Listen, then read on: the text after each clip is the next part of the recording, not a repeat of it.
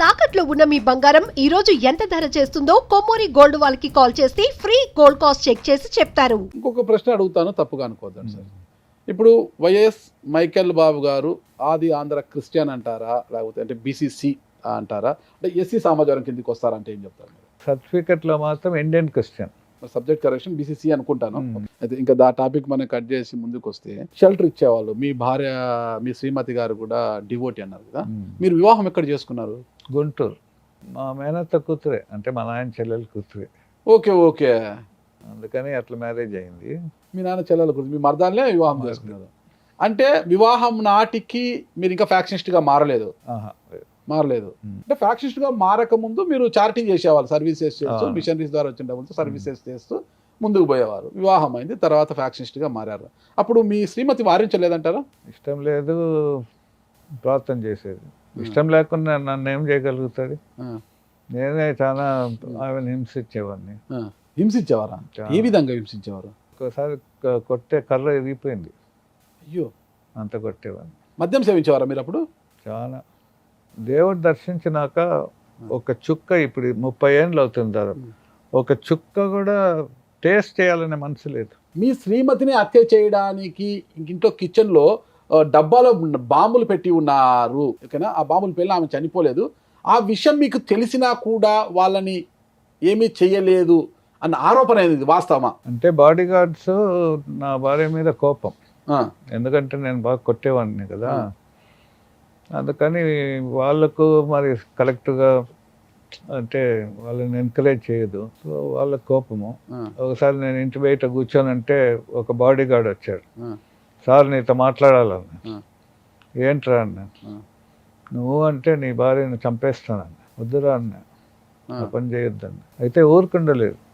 ఒక దీక్షలో బియ్యం పెట్టింది, తీసుకుంటుంది కదా, ఆ బియ్యం పైన తోడేసి లోపల శక్తివంతమైన బాంబులు పెట్టి బియ్యం తోడేసి, అంటే నా భార్య వేలు తగిలితే బాంబులు పేలి చనిపోవాలని.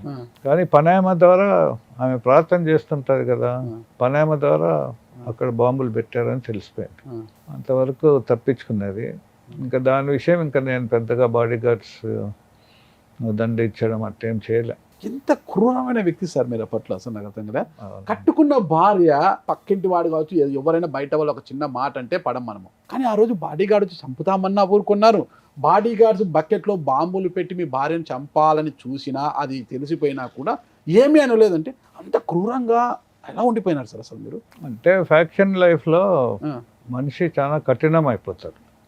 ఈ సాఫ్ట్నెస్, భార్యను ప్రేమించాలి, పిల్లల్ని ప్రేమించాలి, ఈ ఫ్యామిలీ లైఫ్ కన్నా హార్డ్ అయిపోతుంది.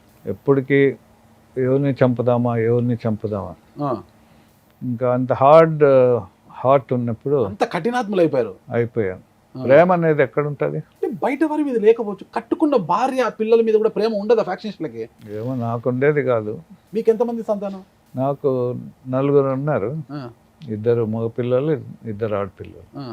ఒక బాబు మాకు హైదరాబాద్ నుంచి మేము కారులో పోతున్నాం, డ్రైవర్ నిద్రపోయాడు. ట్విన్స్ అన్నమాట, 3 years old. అప్పుడు యాక్సిడెంట్లో చనిపోయాడు. అది కూడా స్పిరిచువల్గా ఆలోచన చేస్తే కత్తితో పొడిచిన వాడు కత్తితోనే పడవబడతాడు. కరెక్ట్. నేను చేసిన పాపమే మా బాబు మీద పడింది. ఇప్పుడు ఒక బాబు, 2 కూతురు. వాళ్ళని మీలాగే పెంచారా, ప్రేమతో పెంచారా? మారుమనసు పొందాక ప్రేమతోనే పెంచాను. మీ శ్రీమతికి తెలిసిన తర్వాత, నన్ను చంపడానికి వీళ్ళ బాడీ గార్డులు బాంబులు పెట్టారు, అయినా మా భర్త వాళ్ళని ఏమీ అనలేదు, పట్టించుకోలేదు, వాళ్ళకి క్షమించేశారని తెలిసిన తర్వాత మీ శ్రీమతి గారి యొక్క ఫీలింగ్స్ ఎలా ఉండండి అసలు మీతో? ఇంకా ప్రేమ అనేది ఉంది. ఏమనలేదు ఆవిడ వచ్చి నన్ను చంపాలని చూశారు మీ వాళ్ళు అనేసి? అట్లా అనే పరిస్థితి లేదు అప్పుడు. ఎందుకు? చాలా క్రూరుణ్ణి కదా. ఓకే. ఎట్లా ఎదురు తిరిగి మాట్లాడేదానికి లేదు. బాంబులు ఎవరు పెట్టారో ఆ బాడీ గార్డ్కు బాగా కడుపు నొప్పి వచ్చి చనిపోయాడు. ఉన్నారా మీ శ్రీమతి గారు ఇప్పుడు? ఆ రోజు అంత కఠినాత్ముడుగా ఉన్న భర్త ఈ రోజు కరుణామయుడైపోయాడు కదా, మరి మీ శ్రీమతి గారి ఫీలింగ్ ఎలా ఉంది ఈరోజు? ఆశ్చర్యమే. ప్రేమించాల్సిన వయసులో ప్రేమించలేదు, ఈ వయసులో బాగా ప్రేమిస్తున్నారు. దేవుని ప్రేమ అది. దానికి తోడు నాతో పాటు సేవలో ఉంటుంది.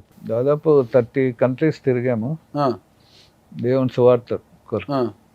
అన్ని కంట్రీస్కు నా ఎంటబడి పిలిచిపోయాను. ఇంకోటి సార్, మీరు ఫ్యాక్షన్స్ కదా, బాంబులు చుట్టడం కూడా తెలియదు, ఊరిక బాంబులు పట్టుకున్నారు.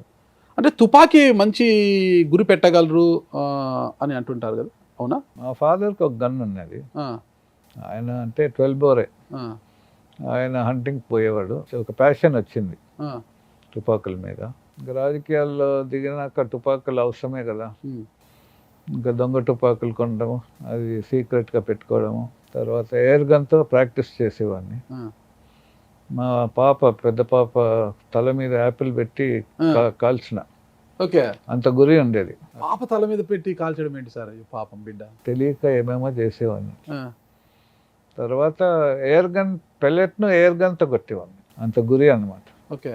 ఇంకా ఫారెస్ట్కి పోయి హంటింగ్ చేసేవాడిని. ఇంత థ్రెట్ నుండి, ఇంత ఫ్యాక్షన్లో ఉండి ఫారెస్ట్కి అంత ధైర్యంగా వెళ్ళేవారా? ఉంటారుగా బాడీ గార్డ్స్ పక్కన. అంటే ఖర్చు బాగా కదా, మీ తల్లిదండ్రులు ఏమనేవారు కాదా? ఏంది ఇదంతా కూడా ఇంతమందిని మేపుతూ అందరిని ఏంది? వాళ్ళు బాధపడే వాళ్ళే. నా జీవితం ఇంకా అట్లా అయిపోయింది. మనం బతకాలి అంటే ఎదుటోని చంపాలి, చంపాలి అంటే మనం చావాలి. ఒకటి అనుమానం సార్ నాకు, ఇది చాలా చిన్న ప్రశ్న, మరి అడగకూడదు కానీ అడుగుతున్నాను, అందరికి తెలియాలి కాబట్టి. ఏపీలో బూరగడ్డ అనిల్ అని గుంటూరులో ఒకతో ఉంటాడు.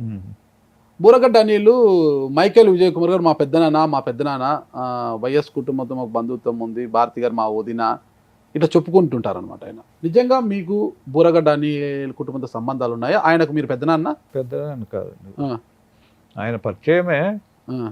నన్ను పెద్దనాయన అంటాడు. బంధుత్వం లేదు, బంధుత్వం లేదు, జస్ట్ పరిచయం. మరి ఆయన ఎందుకు మిమ్మల్ని మా పెద్దనాయన అది అని చెప్తుంటారు? చాలా ఇంటర్వ్యూలో కూడా చెప్పాడు ఆయన, మా పెద్దనాయన అది అని. పెద్దనాయన అని పిలుస్తాడు. వరుసకు పెద్దనాయన అని పిలిచేంత మాత్రం నీకు పెద్దనాయన అయిపోతానని ఈ రోజు అనలేదా మీరు? అది అడగాలనే ఆలోచన కూడా రాలే ఇప్పుడు. ఫైనల్గా మీ కుమారుడు ప్రదీప్ అనుకుంటా, మైకేల్ ప్రదీప, ఏం చేస్తున్నాడు ఇప్పుడు? ఇప్పుడు వాడు రాజకీయాల్లో ఉన్నాడు, వైసీపీలోనే ఉన్నాడు. భవిష్యత్తులో కుమారుడిని వైఎస్ఆర్ కాంగ్రెస్ పార్టీ నుంచి ఒక ఎమ్మెల్యేగా చూడాలని కోరిక ఉందా? దేవుని చిత్తం అయితే. వైఎస్ఆర్ కాంగ్రెస్ పార్టీకి మీ సహకారం ఎలా ఉంది ఇప్పుడు? సహకారం అనేది ఏం లేదు, ప్రేయర్ చేస్తాను అంతే. జగన్ కోసం ప్రేయర్ చేస్తాను. శర్మిలమ్మ గారి కోసం చేయరా? చేస్తాను. ఇద్దరి కోసం చేస్తారా? మరి ఇద్దరిలో ఎవరి వైపు దేవుడు కరుణిస్తాడు? అది దేవుని ఇష్టం. ఇప్పుడు నా వరకు జగన్ ఒకటే, షర్మిల ఒకటే. ఓకే. మరి ఇద్దరు వేరు వేరు పార్టీలు కదా, వేరు ఒకరు తల్లి కాంగ్రెస్, ఒకరు పిల్ల కాంగ్రెస్. అవును, అది నాకు సంబంధం ఏముంది? నాకేమంటే బంధువులు ఇద్దరు, ఇద్దరు బాగుండాలి. అన్న కూడా షర్మిలను కలిసే వచ్చినాను. ఓకే. ఈ ఇద్దరి మధ్యలో భేదాభిప్రాయాలు ఉంటే అది నాకు సంబంధం కాదు కదా. నాకేమో ఇద్దరు కావాలి. నేను వాళ్ళిద్దరిని చూసినప్పుడల్లా రాజశేఖర రెడ్డి గుర్తొస్తారు. రాజశేఖర రెడ్డి నేను వెరీ క్లోజ్ రిలేషన్షిప్, చాలా ప్రేమించేవాడు నన్ను, నేను కూడా ఆయన చాలా ప్రేమించేవాడిని. ఇంకా అదే ఆ ప్రేమను బట్టే రిలేషన్షిప్ ఉంటుంది. సుమన్ టీవీలో మీ పర్సనల్ అండ్ బిజినెస్ ప్రమోషన్స్ కోసం కింది నెంబర్కి కాంటాక్ట్ చేయండి.